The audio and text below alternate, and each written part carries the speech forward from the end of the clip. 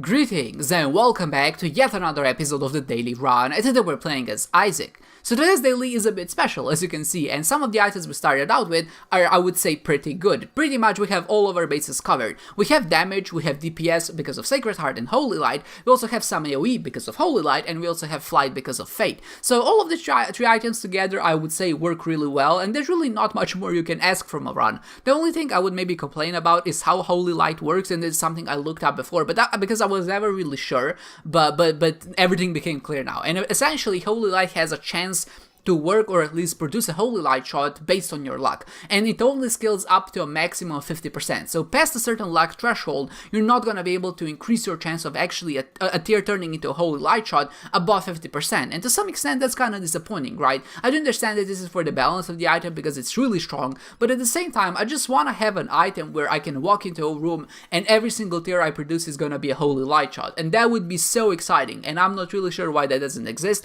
You know, maybe they can even make it so that luck threshold is really high, maybe something ridiculous, like 100 luck. But just the fact, you know, that it works this way, I would say, is disappointing but understandable, and I hope that there is a mod out there which fixes that, and if not, I don't think it would be that hard to make. So if maybe there is like a very loud outcry, and maybe if someone actually wants to have a 100% Holy Light shot run, then I think we can make something happen. But okay, besides that, you can see that this run is just started out really strong. We got a bunch of tier delay upgrades, which was basically the biggest problem we had on the first floor. Sacred Heart, of course, increases your damage, it also gives you homing shots, but it does reduce your tier delay, or at least it makes it that you're shooting slower. So for that reason, getting items like the pacifier, I think that's what it's called, and of course, later on we got the guillotine, which also reduces your tier delay, and now we got the screw. So all of these three items, I would say, are ideal for this run, and at this point, you know, there's really nothing more you can ask for. But of course, we still get a Chaos card, so that's exciting, because now we can instantly kill Harsh without even having to worry about getting hit in the first place. So this is looking like a really good contender for a 0-hit run, and to some extent it would have been that if I didn't take some damage on boss rush, and actually one of that I think was unavoidable damage. I wouldn't say unavoidable, it was random damage, and there's really no way for me to predict that. Of course, I could have just stood in a different place and not get hit, but with the way it turned out, I did get hit, and maybe it's a bit disappointing in that regard, but still, it did turn out to be pretty well, and of course, as the run went on, it just got crazier and crazier. I think the one thing I want to point out here is pretty much like with any strong daily. Like whenever you start out with a run that you know everyone will do well in, there's some other things you have to look out for.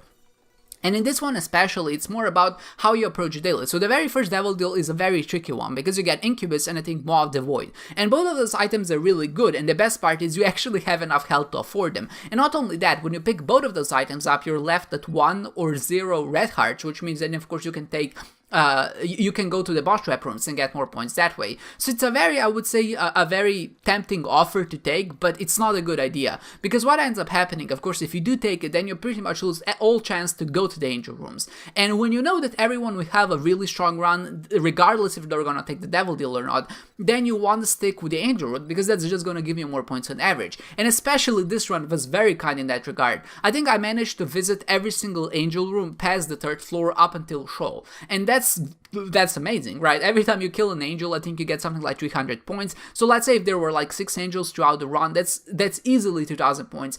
And those are 2,000 points that people who actually just took those first devil deal items aren't gonna get. And that is one way to get ahead of maybe, I would say, the average player who would go through this daily. And of course, that is just one of the strategies. Another strategy is maybe you try to break the game. Of course, that's gonna be something that's gonna put you above the rest. The third one, I think the most obvious one, is try not to take too much damage, because a lot of people in this run, especially after they get the Holy Mantle, aren't gonna take any damage. I think the only problems here are Harsh and of course Boss Rush, but if you keep on the Chaos card, that shouldn't be that big of a deal, and if you're maybe just a little bit more careful than usual in Boss Rush, I think you can navigate through it without getting hit more than once, and of course because you have the Holy Mantle, that means you're not gonna actually be taking too much damage. Another help here is definitely the Rune Bag, and the Rune Bag has kind of a twofold effect. The one is you can use the Yara runes and of course the Purple runes to break the game, which is obviously very good, but you can also use the Algiers runes, especially in something like Boss Rush, to just reduce the chance of actually taking any damage. You just pop in a very opportune moment. If you have the Guillotine, you can get right in there, deal a lot of damage with your Orbital Head, because that deals damage if you didn't know that before. And when you do that, of course, you're just going to be left in a very comfortable spot. So you can see we're at 18,000 points now. Obviously, a part of that is just due to high Shrek and because we explored so much because of the angel statues. But another part is just because we got here, I would say, relatively fast. I mean, not really fast. I do understand a lot of other people would be playing much faster. But I'm saying, we didn't take like 30 minutes to try to break the game, try to get Mama Mega, which is, I expect, something people would do in this particular run exactly. If you do get enough money at this point, and if you find a way to really use it, and maybe if you use the Mama's box, you can get something like Craig Dice, and if you get the Ivy bag, I would imagine a lot of people would actually take some time to break on this exact floor, because they can use the Mama Mega, they can duplicate it, and then use it again to get the Hush, and that would allow them not only to break on the mount floor, and because the mount floor, I did say that's right, and because the time penalty is actually lower in the mount floor than the womb floor, that results in you just taking less time penalty overall, and that's usually what you want to be gunning for. But in this one, I wasn't too concerned with breaking. Like usual, whenever I have a good or a strong run, I don't want to force a break. Like if it's a weak run, sometimes I'll go out of my way just because I want to make a bad run into a fun one. But in this particular one, because it was already so good, I didn't want to go, like, stress myself over. I just want to have a good time, right? And I figured if there was going to be a very obvious way to break the game, I'm just going to take it and maybe try to go from there. And luckily, to some extent, that did appear as I actually entered the Dark Room. But of course, we still have Hush ahead of us. But the run just keeps getting better. We got Capricorn, we got Goathead, and that might seem like a bit of a weird choice. Like, why would I pick this up? And I would say quite some time ago, I actually made a video where I was discussing the synergy between Duality and Goathead, and I just wasn't sure if they worked as you would expect them to work. Of course, what Goathead does is essentially opens up the Devil Room every time there is an applicable one, and then Duality, every time there is a Devil Room, it also opens up the Angel Room, which means you can choose between which ones you want to go. And Duality is very good in that regard, because it allows you to go to Angel Rooms, even though you might have a Devil Deal precedent, at least from what I'm aware. But having Goathead means that we have a 100% chance to essentially get both an Angel Room and a Devil Room, which means that we can of course always take the Angel Room, kill the statue, and get some more points that way. So that's the main reason why I decided to take these two items. They might not be good individually, I would say, although Duality does have some value in this particular case, but Goathead definitely doesn't, because it only opens up Devil Deals, but together they work as a really nice way to actually boost your points overall and just get a lot more points. And you can see that because I picked up Duality first, I then decided to pick up Goathead, but if the situation was reversed, I definitely would have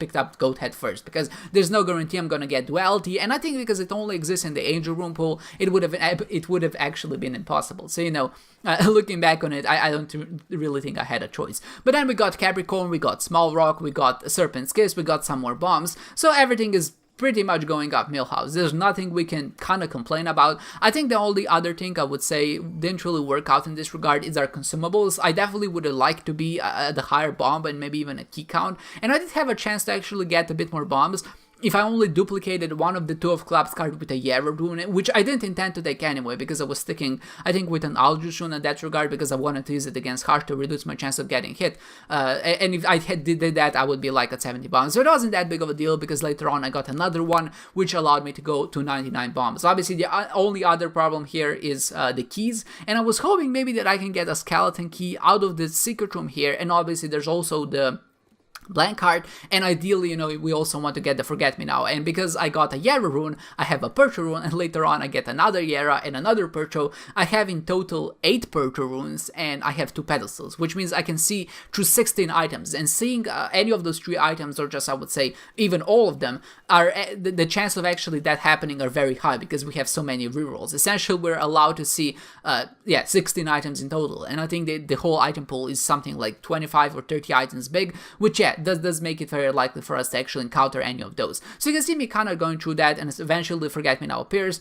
I pick it up and then I keep re-rolling. I think there was also Pyro in there, which I decided to pick up just to get a few more bombs, and besides that was really pretty much all there is to this run. We got to the end, we managed to beat the Lamb in pretty much 0 seconds. Throughout the run I only got hit twice, I think both of those times were on boss rush. We could have used a bit more swag, we could have used maybe something else in other regard, but their exploration bonus is very high, We did use the Forget Me Now, we also got all of the angel statues essentially. Our item palette is actually not as high as I suspected, and we did the run in a relatively quick manner considering we did the last floor twice. So overall, a very good run, like in the top 20 definitely at the end of the day, and you know, we didn't do that much, we didn't break the game, we just kinda took the opportunities that were given to us, and ultimately we just played well, and sometimes that's really all you need if you want to rank in a really good spot. 56,000 points, almost 77,000, I think is one of my personal bests, but there definitely is a lot of room for improvement, and I do imagine that this one definitely had that, if I only maybe took a bit more time. But you know, we had fun, and with that said, I hope you enjoyed it as well, and I hope to see you next time.